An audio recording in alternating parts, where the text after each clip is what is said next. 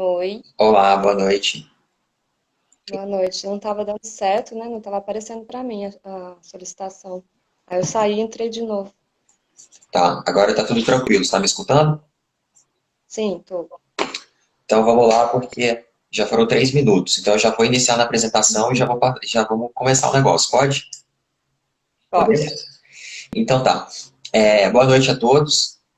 Hoje teremos a quinta edição do projeto Arte e Inovação em Tempos de Pandemia, que é um projeto de extensão aprovado em edital da Universidade de Brasília. Devido ao rápido avanço do Covid-19 em solo brasileiro, as pessoas passaram a ficar mais em casa. E a partir disso, nós propomos a utilização da transdisciplinaridade do conhecimento para a produção de conteúdo audiovisual, por meio de lives, com pesquisadores, artistas, membros das comunidades tradicionais e da cultura popular. Esse projeto gera conhecimento transdisciplinar, visa gerar conhecimento transdisciplinar e disseminá-lo para a sociedade em geral, e assim promover a democratização do conhecimento. Esse pensamento, esse pensamento plural, ele é incentivado no âmbito do Media Lab UNB, que integra a rede Media Lab BR. Nessa edição, nós temos a honra da participação da professora Juliana Passos.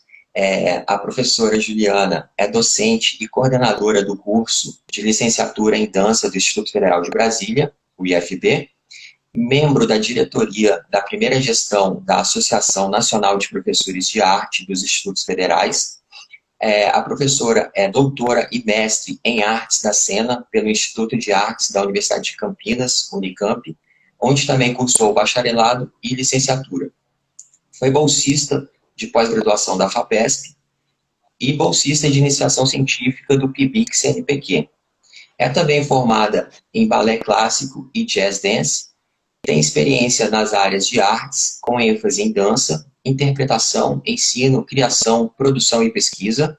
Desenvolve há 14 anos pesquisas relacionadas à improvisação e processos de criação em dança contemporânea e atua há 20 anos no ensino de dança, arte, em diversos contextos educacionais. A professora publicou em 2015 o livro Rolf Galewski, por favor, Leve. Galewski, De leve. e a improvisação na criação em dança, formas, espaço e tempo. E em 2020, ela lançou o livro do Rolf Galewski, Vida e Obra, em organização conjunta com Elizabeth Zimmermann, reunindo textos e depoimentos de diversos autores. Professora Juliana, você participa ativamente da Associação Nacional dos Professores de Arte dos Institutos Federais, com professores de arte das 4 linguagens, que é a dança, a música, o teatro e as artes visuais. Você poderia compartilhar um pouco da experiência que vocês têm trocado nesses fóruns com os professores de todo o Brasil, sobre os desafios do ensino da arte no contexto da pandemia? E agora eu passo a palavra para você, professora. E obrigado pelo convite, por estar aqui conosco. Bom, primeiro queria te agradecer pelo convite, né? Me sinto bem honrada de estar aqui no seu projeto. Tenho acompanhado as outras lives que você fez com o pessoal de peso aí. Então, primeiro queria agradecer o convite e a oportunidade. Em relação à associação, até tem algumas pessoas que estão assistindo que fazem parte, né, da associação que eu divulguei para o pessoal. Eu sou relativamente nova dentro dos Institutos Federais, eu tenho 2 anos e meio, né, dentro do IFB, mas logo no meu primeiro ano eu já me envolvi com, tem um grupo nacional, né, dos professores de arte dos Institutos Federais, que eles já se reúnem todo ano desde 2016. Então, em 2018, eu conheci a professora Rita, que é professora de música do curso de dança, e ela está envolvida com esse grupo, né, desde o primeiro encontro, em 2016, e em 2018 nós sediamos o encontro nacional, que foi em Brasília, no IFB. E eu entrei para ajudar na coordenação geral do evento, e foi aí que eu comecei a participar mais ativamente desse grupo de docentes, né? Aham. E o evento aconteceu aqui em agosto de 2018, no IFB, eu fiz a coordenação geral junto com a professora Rita, e aí que eu comecei a realmente me envolver mais. grupo de WhatsApp, a gente tem grupo no Facebook, e os encontros, o ano passado aconteceu em Curitiba, e aí a associação foi oficializada, né, no encontro do ano passado de Curitiba, votação em assembleia, para se criar essa associação. E eu faço parte dessa primeira diretoria, né, dessa primeira gestão. Aham. Então, eu tenho acompanhado bastante essa discussão desde 2018, né? O pessoal falando oi, gente, várias pessoas mandando oi nas mensagens, oi, pessoal. Então, eu tenho acompanhando bastante agora no período de quarentena, a associação está bem ativa, nós estamos fazendo reuniões semanais, estamos desenvolvendo atividades online também, então começamos a fazer lives também, enfim, estamos propondo várias ações nesse período da quarentena, justamente para debater com os docentes, né, com os professores da rede, para ver como está a situação, como que está, né, dentro dos institutos federais, essa questão do ensino de arte no período de quarentena, né, da pandemia e tudo mais. Bom, dito isso, Aham. então vamos lá. Na verdade, o pessoal mandando oi, várias Ah, tem pessoas. uma galera tomando Tem doido. alunos, tem colegas, tem um monte de gente. Bom, e aí o que acontece? Esse tema, né, é um grande guarda-chuva. Em uma hora não dá para a gente falar tudo, né? Porque ensino de arte, no contexto da pandemia, bom, ensino de arte já é muita coisa, né? Sim, sim. Várias linguagens e tudo mais. E fora isso, tem uma questão de que ensino que a gente tá pensando em dizer, né? Porque ensino de arte. Ai, a professora Rita entrou, diretora da associação. Então, ensino de arte é uma coisa muito ampla e pode acontecer em diversos contextos educacionais, né? Então, por exemplo, quando você falou lá que eu tenho experiência há 20 anos dando aula de dança, eu já trabalhei em diversos contextos educacionais completamente diferentes. E cada contexto a gente poderia fazer uma live específica para cada contexto. Então, por exemplo, já atuei muitos anos em escola de dança, academia de dança, particular, privada, então é uma certa realidade, um certo contexto. Eu já trabalhei em ONGs, projetos sociais de prefeitura, que é outro contexto, com os cursos gratuitos, então aí é uma outra relação, né? Já trabalhei com educação básica dentro de escola, com educação infantil, ensino fundamental, então também já é outro contexto. E agora no IFB estou trabalhando com curso superior em dança e trabalhei por 2 anos no ensino médio, no curso técnico integrado ao ensino médio que tem no IFB também. Então são vários contextos educacionais e não dá para a gente abordar tudo aqui nessa live, né? Então, só para esclarecer, porque o tema ele é um grande guarda-chuva, né? Então, as pessoas devem ser normal que ensino de arte que ela está falando, né? Então, a gente precisa primeiro esclarecer isso, e tem vários outros que eu nem falei, tem as escolas técnicas de formação profissional, né, de dança, de música, de teatro, existe outras relações também fora dessas que eu falei, né?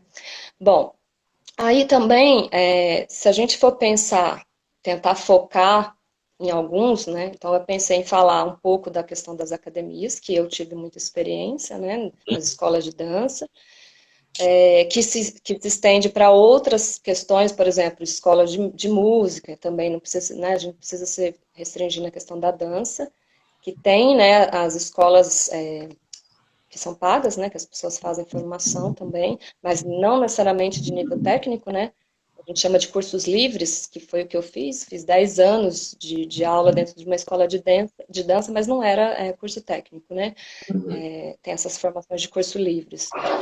E a questão do ensino superior também, porque isso é uma questão que a gente tem que levar em consideração, porque é diferente. Você Aham. tem uma formação em curso livre dentro de escolas, né, de música, de dança, de teatro e tudo mais, e a formação em curso superior, porque o objetivo é diferente, né? Então, o objetivo de um curso superior é a formação profissional mesmo, né? Assim como um curso técnico, mas os cursos livres não necessariamente. Então, também o objetivo de ensino ali é outro, né? Uhum. Bom, que eu tenho pensado muito e que eu tenho conversado muito e ouvindo muitas pessoas, né? Também agora está em moda essa coisa de live, a gente tem assistido muitas lives. Eu, particularmente, tenho tentado assistir várias coisas. assistir mesas, está tendo mesas virtuais de debate, além de live e tudo mais, né? Então, nessas falas que eu tenho ouvido de outros professores, inclusive de cursos superiores de dança, de teatro, e nas conversas com os professores da rede também, tem algumas questões que elas são recorrentes, né, que aparecem sempre nesses debates. Então, eu vou pontuar algumas aqui para a gente tentar entrar aí tentar falar um pouquinho desse tema grande aí, que é um guarda-chuva, né? Tem, tem uma questão que eu gostaria de colocar, que esse momento da pandemia é um momento novo, né? Que, enfim, a gente nunca não esperava isso, não estava previsto, enfim, e tudo isso agora, o que eu percebo é que nós, eu digo nós, artistas, professores, enfim, a gente tem que realmente repensar todos os processos, né? Não é simplesmente, vou gravar um vídeo e mandar para o aluno, não. Enfim, a gente tem que repensar todos os meios, as metodologias e tudo mais. Uma outra questão que eu fico pensando é que, por exemplo, ensino à distância, que é a grande polêmica, né, agora, enfim, que está se falando muito dessa questão do ensino à distância. Cursos à distância já existe há muito tempo, isso já tem digamos, uma trajetória, né? Mas o que eu sinto é que tem uma diferença, a gente tem que separar cursos que foram pensados, planejados, com professores capacitados, com formação específica para EAD, isso é uma coisa, e quando o aluno se matricula, ele sabe que vai ser EAD, e ele está ciente de que ele tem as condições mínimas para estar dentro daquele curso, porque senão não teria feito matrícula, e também o próprio ensino EAD, desse que eu estou falando, que já existia antes da pandemia, ele também não é 100% à distância, eles têm os espaços que os alunos podem ir, né, que tem computador, que tem biblioteca, enfim, eles têm, e tem encontros, às vezes, presencial também. Então, isso é um formato de ensino EAD que já acontecia, que já tinha. Inclusive, temos cursos de graduação em artes nesse formato. Tem curso de graduação, por exemplo, de artes visuais, que é completamente à distância, mas dentro desse formato. Tem até, inclusive, recentemente, a UFBA, que é a faculdade, né, da Universidade da Bahia, Federal, que foi o primeiro curso superior em dança do país, nos anos 60, eles lançaram recentemente um curso completamente à distância de graduação em dança. Mas esse curso, ele não dá para... licenciatura em dança, isso.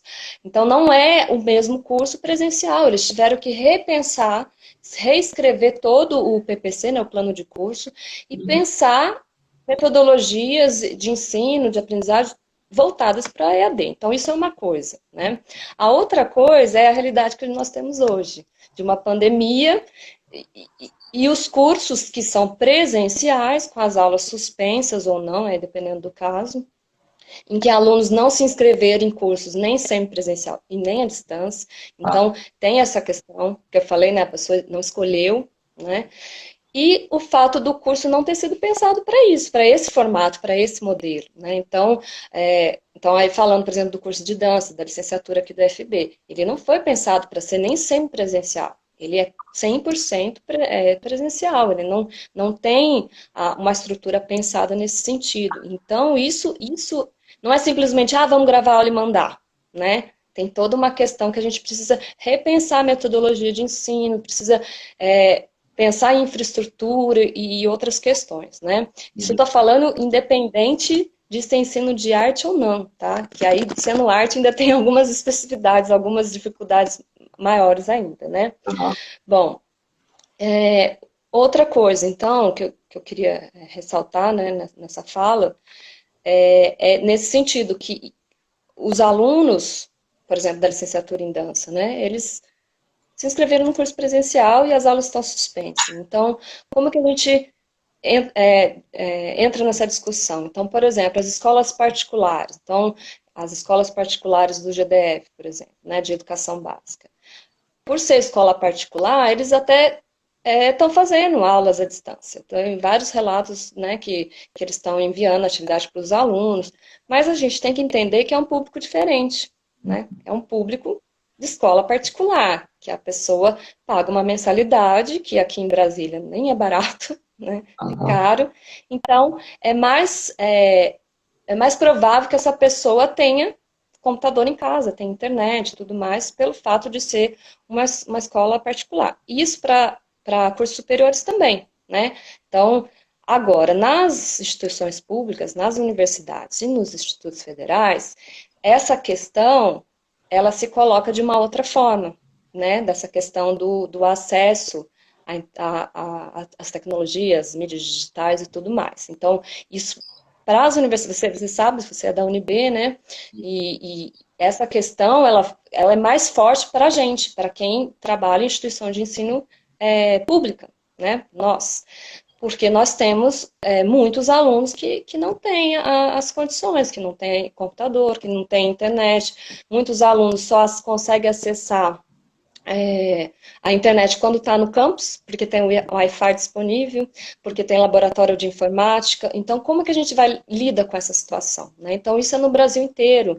E quanto mais no interior, principalmente aí, no caso dos institutos federais, porque nós sabemos que os institutos federais, eles têm essa característica de ter campos espalhados no interior, nas cidades menores, que era até função mesmo, né, da criação dos institutos federais, que geralmente as universidades são nas capitais, né, e aí isso se torna muito mais agravante, né, porque nós temos campos em cidades muito pequenas e com população de zona rural, né, então como é que essas pessoas têm acesso as mídias digitais, a internet, às vezes nem tem mesmo, a pessoa mora num lugar que a internet não chega, ou é por rádio, ou nem por rádio, enfim.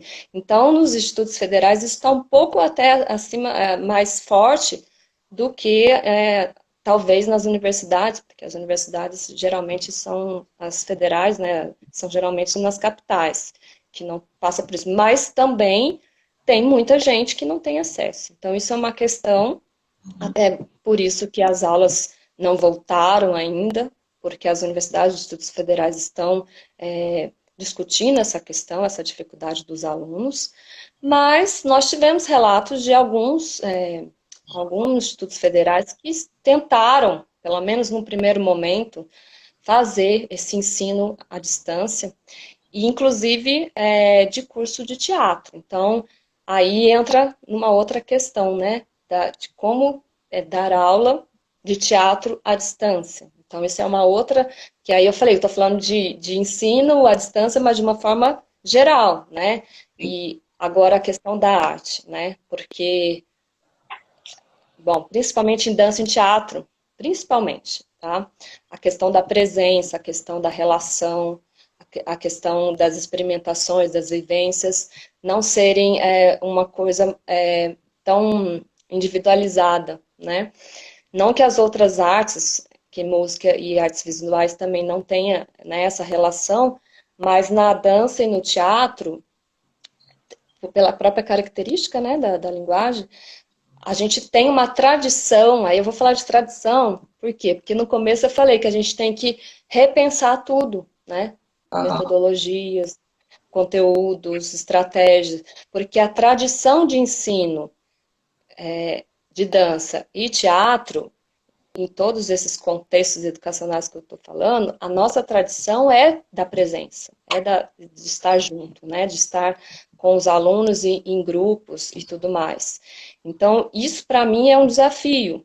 Não estou dizendo que não dá para ter ensino de dança à distância, nem não é isso, até a UFBA está fazendo, mas é porque a gente tem que repensar tudo que a gente sabe fazer, na verdade. Então, reaprender e repensar. E não é uma coisa que se faz da noite para o dia, né? A gente está já com mais de 2 meses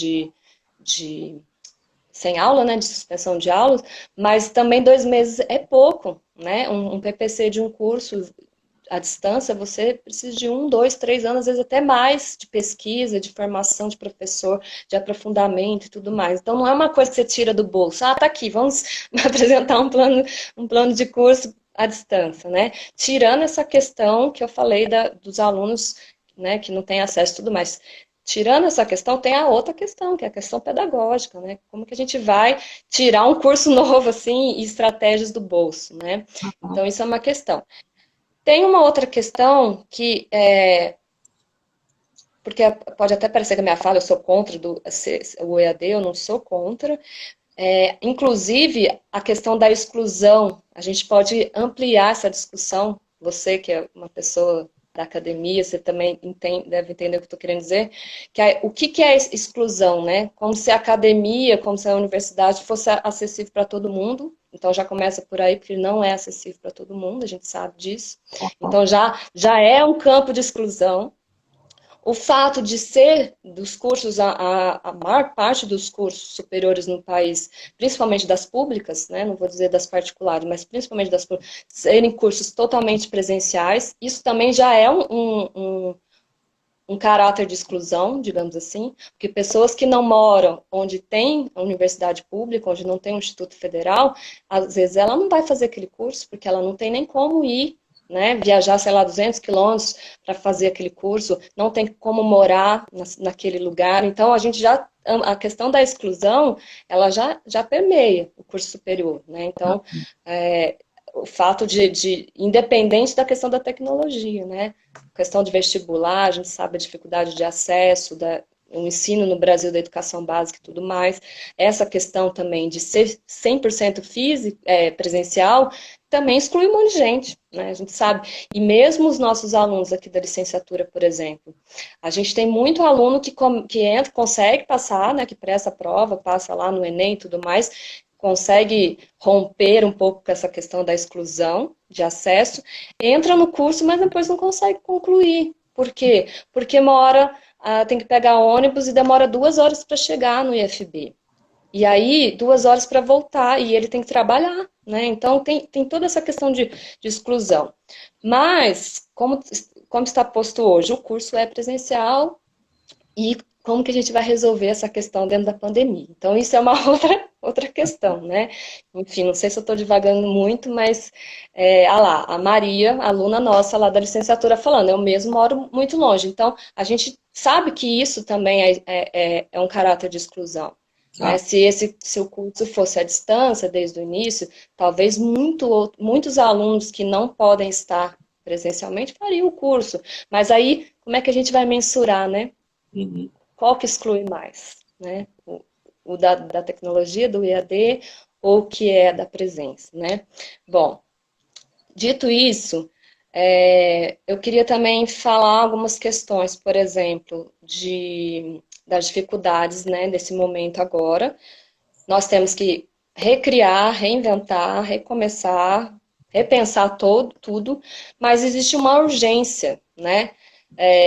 Não tanto na questão né, das instituições públicas, essa coisa da urgência, porque os reitores, enfim, a gestão entende essa dificuldade de acesso às tecnologias, das mídias digitais e tudo mais, então ele não tem ainda não está tendo tanta essa pressão. Por enquanto, daqui a pouco o MEC pode até pegar e mandar todo mundo voltar, de ser uma questão de cima para baixo, mas por enquanto essa autonomia das universidades e dos institutos federais está sendo respeitada, por enquanto, em partes. Mas, por exemplo, vamos falar agora do ensino dos espaços particulares, né, privados. E aí a relação é outra, né? Então, quem dá aula em escola de dança, né, por exemplo, tem uma pressão, porque os alunos pagam a mensalidade.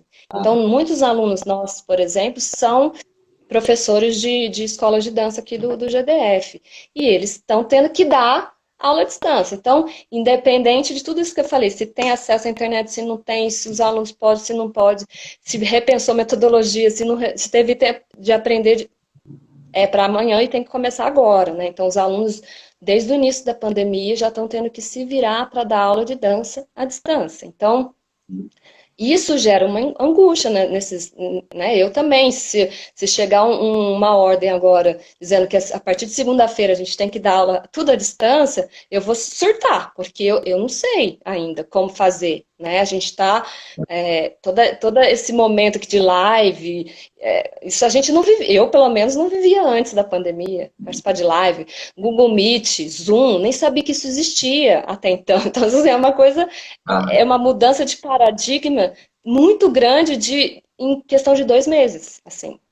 A gente tem que reaprender, meio que refazer sinapses, assim, tudo, porque é uma outra realidade, né? E isso causa muita angústia, porque é uma mudança muito, assim, repentina, né? Você, das tradições, né? E a tradição do ensino, e não só isso, para mim o que está sendo mais difícil também é romper com a tradição da comunicação, porque a nossa, né, você é da área de comunicação, você sabe mais do que eu, que a gente que tem uma tradição de como conversar com as pessoas, como fazer as reuniões, os encontros, a mídia, como é que. E agora a gente está tendo que reaprender tudo. Então, participar de live, sei lá como faz, participar de Google Meet, reuniões online, é uma coisa que e isso eu tenho feito com os alunos, né, os professores de dança da licenciatura, nós temos feito reuniões online semanais com esses alunos, um projeto que chama Jornadas do Corpo, toda terça-feira. Fizemos o mês de maio todo e vamos continuar agora no mês de junho. Então, nós também é uma experimentação ali de encontrar os alunos pelo Google Meet, mas não é todo mundo que consegue acessar, que tem internet, que tem disponibilidade do horário, porque essas pessoas podem estar dando aula naquele horário, não tem internet. Então, mas é uma experiência. A gente teve que também tentar aprender como fazer isso com os nossos estudantes. Como é que faz um Google Meet com os alunos? Quem fala, quem não fala, quem media, quem não media, tudo diferente, né? E tem uma questão, nessas conversas que foram levantadas, a gente tem debatido essa questão da pandemia e tudo mais, os alunos levantaram várias questões super relevantes, né?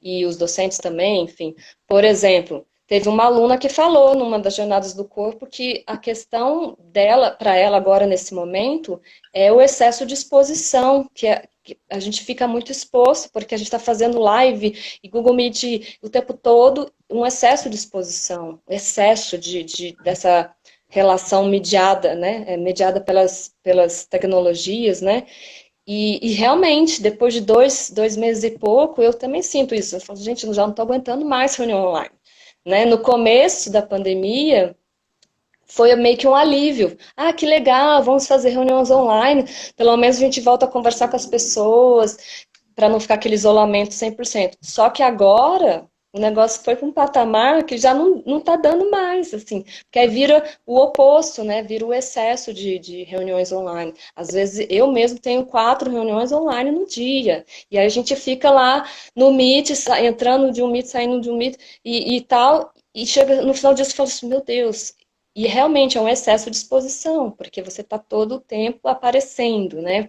Então, inclusive, muita gente agora entra nas reuniões e fica com a câmera fechada, porque já não aguenta mais se expor tanto para as pessoas dentro do seu espaço privado, nas nossas casas, né? Enfim, às vezes tem filho passando, cachorro, gato, enfim.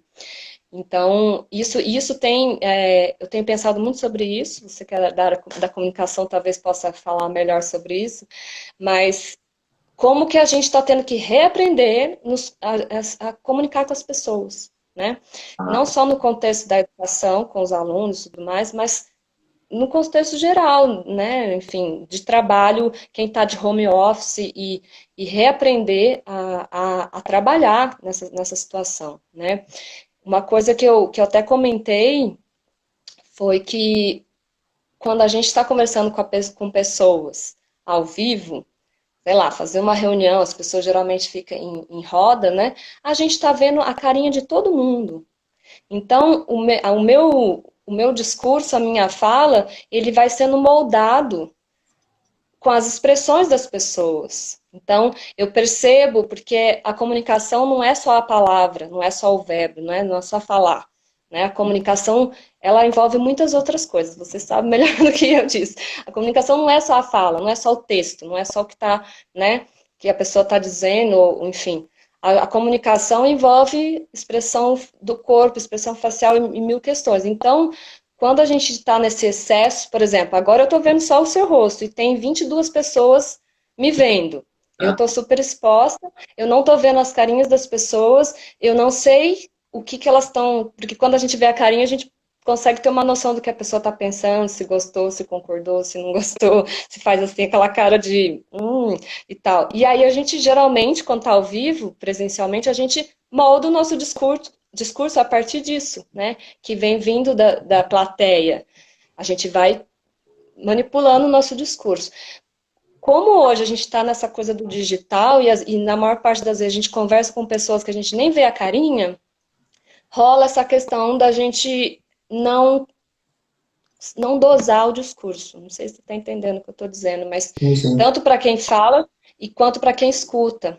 Então, é um problema de comunicação porque a gente ainda não aprendeu a comunicar sem ver a carinha das pessoas, né? Mas você está Isso é uma comunicando questão. bem. Você está vendo tanto de coração Não, tudo sorrindo. bem, mas assim, eu não consigo, às vezes eu fico numa angústia de será que o que eu estou falando tá, as pessoas estão entendendo, ou tô agradando ou não, porque a gente não vê as carinhas. Então isso É, é uma angústia da comunicação pelas mídias, né? Que até antes a gente não tinha essa questão, né? Mas por outro lado, parece que aproximou mais as pessoas essa coisa, porque por exemplo minha família, eu moro aqui em Brasília, não tem, né, não tem família perto. A gente tem um grupo no WhatsApp, as minhas tias, meus primos, e cada um mora num canto do Brasil. E a gente nunca, na vida, fez um Google Meet, por exemplo, para conversar, porque já podia ter feito, você concorda? Antes da pandemia. Aí veio a pandemia, todo mundo, vamos fazer um Google Meet para conversar. Gente, então isso é uma coisa boa, se a gente pensar, né? Que a gente é um ganho. Os meus amigos que moram longe, afastados também, a gente fez Google Meet, a gente faz Google Meet. E nunca fez isso. A gente se encontra só uma vez por ano, presencialmente, quando todo mundo está na mesma cidade. E a gente já podia ter feito o Google Meet antes. Então, eu vejo ganhos, né, nessa questão das novas mídias e tal, mas, por outro lado, a gente tem que reaprender a fazer essa comunicação, porque não é igual. Não é, a presença é diferente, né? tem uma Bom, tem pergunta. gente já mandando pergunta, né? Isso. Posso ler para você? Pode. Ó, o Thiago Lima, ele pergunta se seria possível ministrar aulas presenciais, uma vez que a dança pode ser realizada sem encostar em ninguém, tomando as precauções sanitárias necessárias.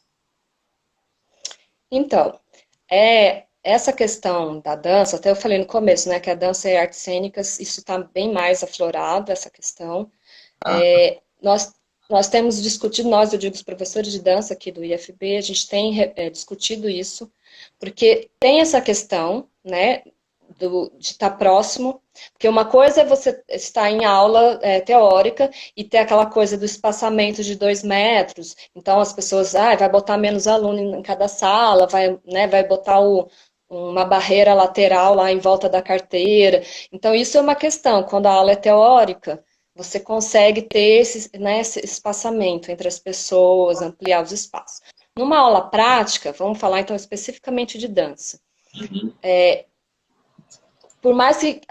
Quais poderiam ser as estratégias? Diminuir o número de alunos. Então, por exemplo, ao invés de dar aula para 20 alunos, dá aula para 10. Então, aí você consegue ter um espaço maior entre as pessoas. Fazer um rodízio. Então, isso é tudo que a gente está pensando em possibilidades. Aham. Metade da turma faz a aula presencial, a outra metade faz a EAD e na outra semana inverte, ou a cada 15 dias. São propostas. Outras propostas, não fazer em espaço fechado, não fazer dentro da sala de aula. Usar os espaços livres, os espaços, os gramados, os pátios, enfim, sair do lugar fechado, porque pelo menos tem circulação diária e tudo mais. Então, isso é uma outra possibilidade que a gente está pensando. A outra possibilidade é realmente tentar experimentar as possibilidades de ensino à distância, né? Mas tem várias questões que a gente tem que pensar, porque, por exemplo, o aluno que não tem acesso à internet, né? Aí tem que ver o que a instituição consegue, porque aqui no GDF, por exemplo, o governador fez, né? O secretário da Educação fez recentemente uma live dizendo que eles vão começar a voltar no final do mês com aulas à distância, e eles vão dar acesso gratuito para os alunos acessarem a plataforma de ensino do GDF. Só a plataforma, né? Não vai ser acesso gratuito para a internet para tudo, mas para poder acessar a plataforma e vai ter aula pela TV. 4 canais que eles contrataram lá e vai ter as aulas pela TV. Então, isso já é uma questão, né? Não sei se as universidades federais, os institutos federais vão ter essa condição, né? Porque aí depende do governo federal, não depende muito, né, de cada instituição. Aqui no GDF o governador fez isso, né? Mas mesmo assim, e aí tem a opção, quando a pessoa não tem nem TV e nem o computador ou o celular para ter o acesso à internet, tem a opção de receber o conteúdo impresso. Ele vai lá buscar na escola e pega o conteúdo impresso. Mas aí, qual é o conteúdo impresso da dança? Né? Se a gente for pensar, qual é o conteúdo impresso do teatro ou da música e tudo mais, né? Das artes em gerais. Então, tem essa questão que a gente está pensando, só que tem um outro problema. Por mais que a gente pense, vai diminuir o número de alunos, vai fazer esse rodízio que eu falei, mas para o aluno chegar na instituição, ele vai pegar 2 horas de ônibus, né? E o medo e o risco de ser contaminado. Então, não é pensar só como dar a aula, né? Como pensar a aula lá naquele momento, mas é tudo o que está por trás, né? Esse aluno tem condição, esse aluno é de grupo de risco, o professor é de grupo de risco, esse aluno tem pais de grupo de risco, família de grupo de risco, porque ele pode se contaminar dentro do ônibus, sei lá, não necessariamente na aula de dança, né? Ele pode se contaminar no trajeto e depois contaminar os pais. Então, tem várias questões, né? Aí tá, então vamos fazer tudo à distância? Mas e a internet? Né? E fora isso, aí vem a questão, e a questão da metodologia, né? De ensinar dança à distância. Quais são os desafios, as dificuldades, né? Acho que foi isso que o Thiago, meu amigo, lá da minha cidade, né, onde a minha mãe mora, e então acho que é mais ou menos isso que eu estou tentando responder, né? Agora, o que eu tenho visto muito, fora das universidades e dos institutos federais, eu estou vendo mais nas academias, que eu falei, né, que os nossos alunos acabam tendo que estão dando aulas, porque eles precisam de dinheiro, gente. E as academias não pagam se você não dá aula.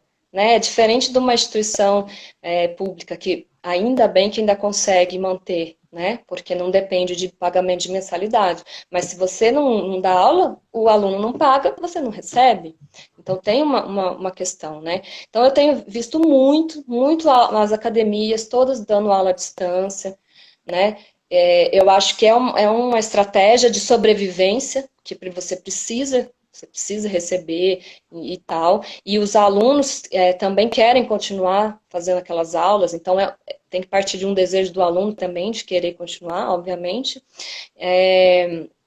Alguns alunos nossos relataram que perderam muitos alunos, não porque eles não têm acesso à internet, porque em geral quem paga aula de dança ou de qualquer outra coisa também tem condições de pagar a internet, mas eles se desestimularam por ser aula à distância, porque não tem aquela coisa da presença, que a dança, o teatro, né, enfim, aquele arrepio, digamos, de estar ali na presença dos colegas, da interação social, as pessoas se desestimulam. Obviamente que outras também pararam de pagar, porque nesse momento de pandemia, muitas pessoas perderam emprego ou diminuíram os salários, e também pagar a aula de dança não é o item prioritário, né? As pessoas precisam comer, pagar aluguel e tudo mais. Então, tem vários motivos para que as pessoas, esses alunos, deixaram de fazer as aulas de dança quando começou a ser à distância, né? Não é só o fato de ter a distância, tem várias questões. Mas tem a questão que eles relataram para a gente, fica desestimulado. Ai, não gosto. Ou então, às vezes, as aulas são sozinho, né? Às vezes acaba sendo particular, e aí o aluno coloca que se sente muito constrangido de estar só ele de frente para o professor, porque em geral as aulas são coletivas, aquela coisa da exposição que eu tinha falado também. E Mas, por outro lado, eu também, às vezes, fico com o coração meio apertado, vendo esse excesso de aulas à distância, porque, me, me- às vezes, o lugar que aquele aluno está fazendo aquela aula não é propício para fazer Ah, tá. aquele tipo de movimento, aquela coisa. Então, às vezes me incomoda, às vezes eu vejo assim, trechos de aulas online que o pessoal posta, e aquele chão, às vezes é uma criança que está num chão duro, assim, sabe? Ah, E fazendo aula de dança. Então, isso me preocupa. Não é a questão de ser à distância ou não ser à distância. O que me preocupa mais são as condições que aquela aula está acontecendo, sabe? Então, o chão duro. Eu tenho visto vídeos de pessoas dando aula de ponta, de sapatilha de ponta, né, de balé, num ah, chão duro. E isso não se faz, sabe? Porque isso dá lesão, prejudica, sabe? A coluna daquela criança, daquele adolescente. Então isso me incomoda mais do que o fato da gente discutir, a aula de dança à distância é ou não relevante, ou é possível ou não dar aula. O que me incomoda mais é as condições que essa aula está acontecendo, sabe? Então, dependendo do chão, às vezes é um chão, enfim, um piso frio, sem o mínimo de condições, porque geralmente a aula de dança se faz em chão de madeira, porque tem saltos, aí você vai fazer os saltos, tem que ter, né, uma questão de amortecimento daquele impacto, não é em qualquer chão que se faz uma aula de dança. E aí, num chão de piso frio, as pessoas fazendo saltos ou usando sapatilha de ponta, isso me dói muito mais na alma do que esse embate, ai, aula à distância pode ou não pode, entende? Ou é útil, não é, serve ou não serve. Então, isso me incomoda mais, isso sim, me dá vontade de chorar quando eu vejo alguns vídeos assim, sabe? Eu tá. falo, gente, tá machucando aquela pessoa, vai dar uma lesão, vai prejudicar a constituição daquele corpo, né? Tem uma outra questão aqui, ou é a mesma que tá parada aqui para mim? Pera aí, ó, tem uma Acho outra. que é a mesma. Você conseguiu ver essa outra aqui? Da Qual? Tati Olive? Não, Não? não. Ó, Tá parada na outra. tá. Penso que depende muito do contexto de cada um. Calma aí. Eu acho que subiu aí para você? Não, tá parado. Mas tudo bem, pode ler. Tá. Penso que depende muito do contexto de cada um. Eu dou aula para o ensino médio técnico. Acho complexo, considerando a energia dos alunos, como dominar esse movimento. Eu acho que ela está falando da energia dos alunos, né? Ter uma outra. Teremos de repensar as ferramentas do ensino, além de começar obras para ampliação de espaços, janelas, etc. Que é o que você estava falando, né? Uhum. Eles estão falando muito sobre o ambiente mesmo, que nem sempre o ambiente é adequado, Uhum. né? Sim. É, E e aí a questão. aí a Tati, Pode falar. Olivai fala novamente aqui, né? Fico pensando em soluções. E se aprendermos a olhar melhor para as tradições afro-brasileiras, onde são feitas, como são feitas, e se bebêssemos mais dessa fonte, aí ela dá o exemplo das tradições afro-brasileiras. Uhum. Mas ela tá falando dos espaços abertos, né? Isso. Das vivências, das experiências em espaços abertos. Eu já tinha falado isso, né, da questão de pensar, repensar essas aulas presenciais, mas, por outro lado, não é sempre que se tem espaços abertos disponíveis. Então, Aham. pensando nas universidades, nos institutos federais, a gente até tem. A gente tem espaço dentro do Instituto Federal, por exemplo, a gente tem o térreo dos blocos, a gente tem gramado, a gente tem a quadra, né, o ginásio, que, enfim, que tem um espaço grande. Mas eu fico pensando, por exemplo, uma academia de dança particular, privada, né? Eles têm as salas de aula e não tem espaços abertos. O espaço aberto é a rua, é a calçada. E aí você vai fazer aula na calçada, na rua, né? Sendo que a gente está num momento de que as pessoas nem podem estar na rua, eles têm que se evitar e tudo mais. Então, eu penso nessa dificuldade desse retorno, né? Mas, ao mesmo tempo, eu acho que colocar as pessoas dentro de uma sala de aula, numa academia de dança, é correr muito risco, né? Enquanto não tiver uma vacina, quando não tiver um tratamento realmente eficaz para controlar esse vírus, eu acho muito perigoso. Então, talvez realmente reduzir turmas e, enfim, manter as pessoas que realmente querem muito a questão da presença e fazer turmas menores, ou particular, ou 2, 3, 4, 5 pessoas no máximo, e quem aceitar fazer aquela mesma aula à distância, ter essa possibilidade, entende? Eu acho que isso é uma estratégia. Quem aceitar, ou quem realmente não pode ir, porque foi como eu falei, né, se é grupo de risco, se tem que pegar ônibus, se é, né, enfim. Então, talvez dosar isso, né? Algumas pessoas voltando na questão da presença, e as que podem estar lá, ou que precisam, enfim, fazer um levantamento né, desses alunos. Isso aí eu estou falando para a academia, mas estou falando também para as universidades, para os institutos federais e tudo mais. Fazer esse levantamento, não só com os alunos, mas com os professores, porque se o professor é grupo de risco, ele não vai dar essa aula presencial, ele vai ter que manter a distância. Então, tem várias questões, né? Mas eu penso que a gente talvez pensar num hibridismo, né? Algumas pessoas voltando, outras mantendo tudo à distância e vendo as possibilidades, né? Tem uma coisa que eu não falei, que está aqui na minha listinha, que eu deveria ter falado, é que essa questão, para além dessa questão do ensino que a gente está discutindo, tem uma questão de que a dança e tecnologia, a arte e tecnologia, ela sempre não é uma coisa atual, né? Isso você sabe, você é dessa área de arte e tecnologia, né, aí da UNB. Os artistas têm produzido já há muitos anos, né, umas décadas, inclusive, experimentações com a tecnologia. Então, isso não é novidade na parte de criação artística, de processo de criação. Isso não é novidade. A gente tem espetáculos de dança interativo, a gente tem videodança. Isso aí já está, né? Isso já tá andando há muito tempo.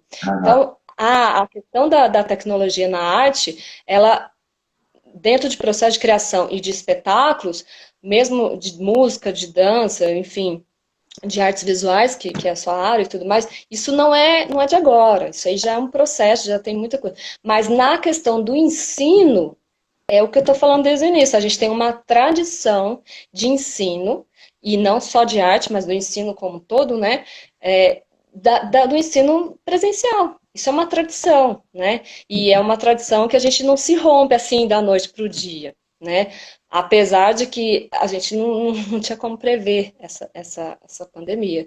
Mas eu fico repensando, assim, gente, aconteceu essa pandemia, mas daqui a pouco pode acontecer outra coisa. E aí, né? Essa tradição, né? O que a gente faz com isso? Eu não sei se tem mais alguma questão, porque eu estou vendo que já estão dando 10 minutos, né? Para acabar. Já entrando nos 50 minutos. Tem mais uma questão aqui do Renato. Então lê para mim. Porque... Renato Rirod. No caso do ensino de dança no contexto escolar, ainda esbarra no lugar da adesão e mediação familiar, atravessado pelas condições de acesso e a armadilha de um ensino meramente conteudista. Aí ele continua, muitas vezes, mais em atendimento e determinações externas de uma rede de ensino.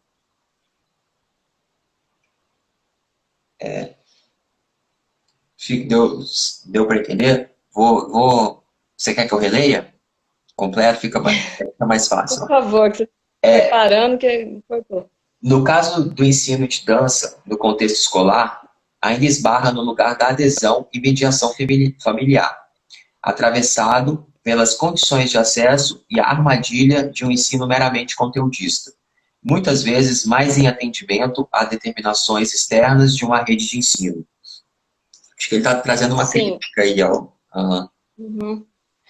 mas não só no ensino de dança, né? Porque, como eu disse, as escolas particulares entraram logo no início com essa questão do ensino à distância, e aí também não sei como esse ensino à distância está acontecendo. Então, eu escuto o relato de várias, a gente vê, né, piadinha na internet tal, de pais que reclamando e tal. Então, como é que está acontecendo esse ensino, né? Como é que está sendo esse ensino à distância? Quais as condições?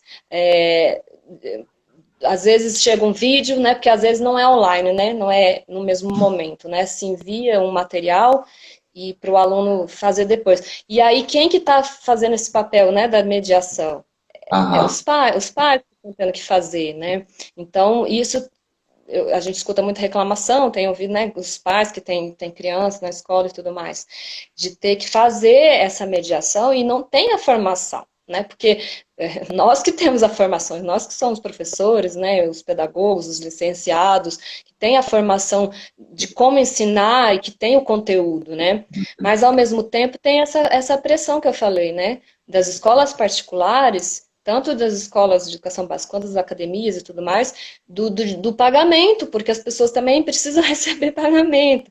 Então, realmente é difícil, porque como é que a gente pesa isso na balança, né? Precisa dar aula, porque precisa receber, precisa ter o pagamento, as pessoas precisam se alimentar, enfim, mas ao mesmo tempo, como, né? Como dar essa aula à distância? Então, essa pressão, essa obrigação, como eu disse, né, no Instituto Federal de Tocantins, que tem uma licenciatura em teatro, eles veio lá a regra de cima para baixo que eles tinham que fazer tudo à distância, de teatro, né?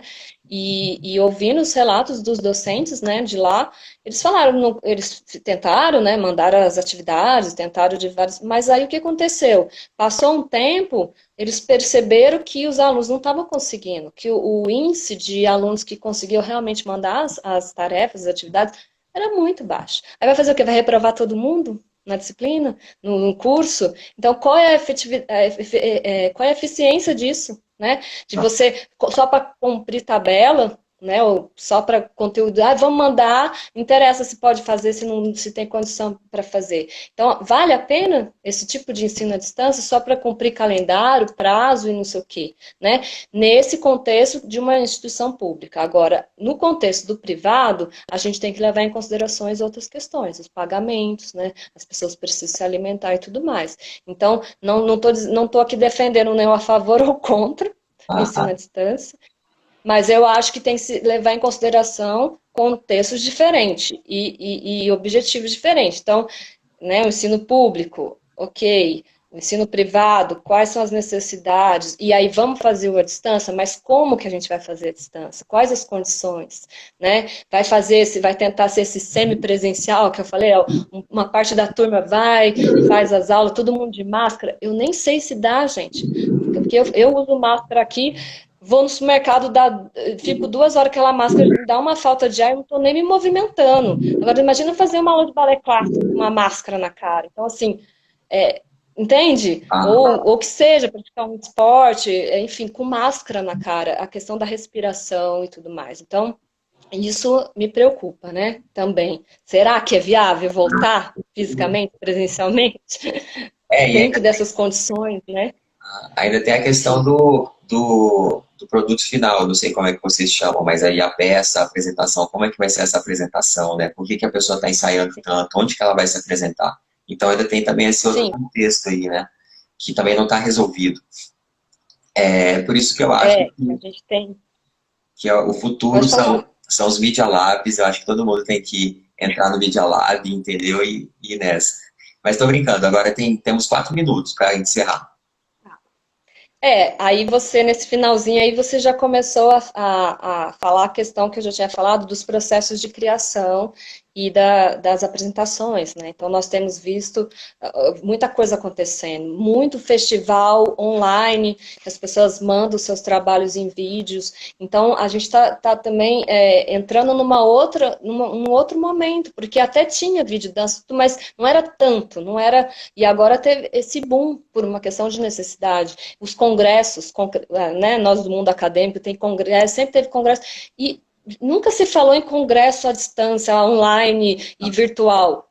Poderia já ter, independente do coronavírus. Então, e aí as pessoas agora estão fazendo. Teve um congresso da UFBA gigantesco, de 2 semanas, não sei se você ficou sabendo, tal, enorme, com muita coisa acontecendo, muitas mesas virtuais e palestras e tal, tudo online, com visualizações de não sei quantas mil pessoas, é uma coisa assim, é outro mundo, a gente tem que repensar tudo, os congressos, as reuniões, aula, apresentação, espetáculo, tudo, e na verdade uma coisa não exclui a outra, né? A Sim. gente, enfim, a gente pode repensar os meios de ensino, os processos de criação, a criação artística, repensar e ter as duas coisas, porque isso é rico, a gente pode ter as duas coisas. A gente pode ter uma produção artística pensada de uma forma virtual, um produto, como você falou, e eu posso pensar ele do presencial e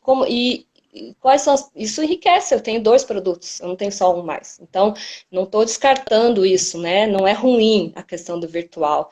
É só a questão do ensino precisa ser muito repensada, muito planejada, né? Diferente dos processos de criação que já tem ao longo aí das décadas trabalhado com arte e tecnologia. Isso aí já tem o processo. No ensino ainda não se tem muito. A gente está ainda preso na tradição por várias questões e dificuldades que eu já pontuei aqui, né? Bom, para terminar minha fala, antes que acabe aqui, Aham. eu recebi um trechinho, um texto do Rubem Alves hoje, de uma aluna minha lá da licenciatura do 8º semestre, da Cris, que é um texto do Rubem Alves que foi publicado na Folha de São Paulo, dia 26/10/2004. Ó, tem então, tempo. Então, eu vou ler só um trechinho aqui para encerrar minha fala. Ver é Tá. muito complicado. Isso é estranho porque os olhos de todos os órgãos do sentido são os de mais fácil compreensão científica. A sua física é idêntica à física ótica de uma máquina fotográfica. O objeto do lado de fora aparece refletido do lado de dentro. Mas existe algo na visão que não pertence à física. Há muitas pessoas de visão perfeita que nada veem. Não é bastante não ser cego para ver as árvores e as flores. Não basta abrir a janela para ver os campos e os rios, escreveu Alberto Caeiro, heterônimo de Fernando Pessoa. O ato de ver não é coisa natural, precisa ser aprendido.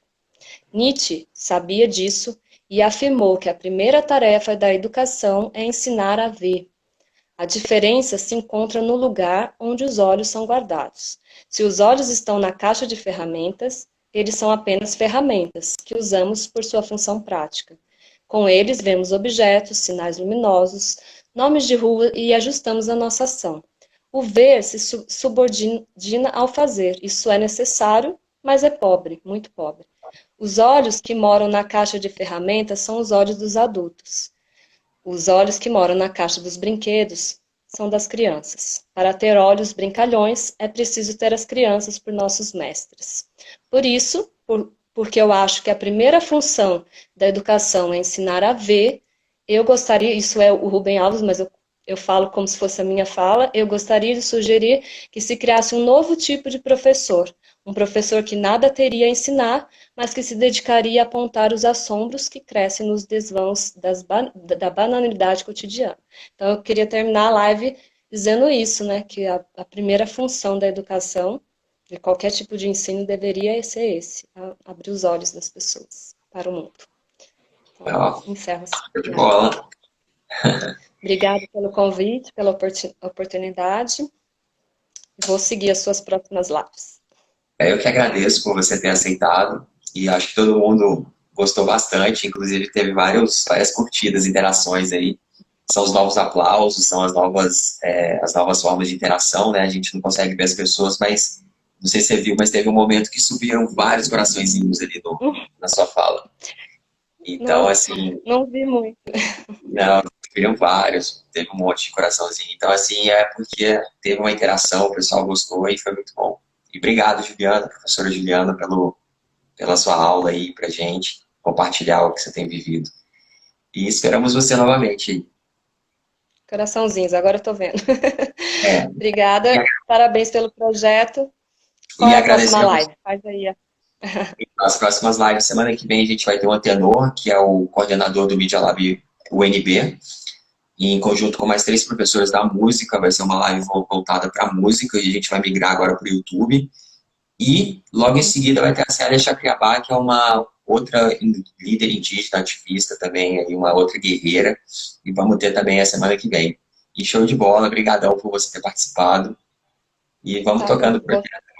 E Vou estar agradecemos, assistindo e interagindo.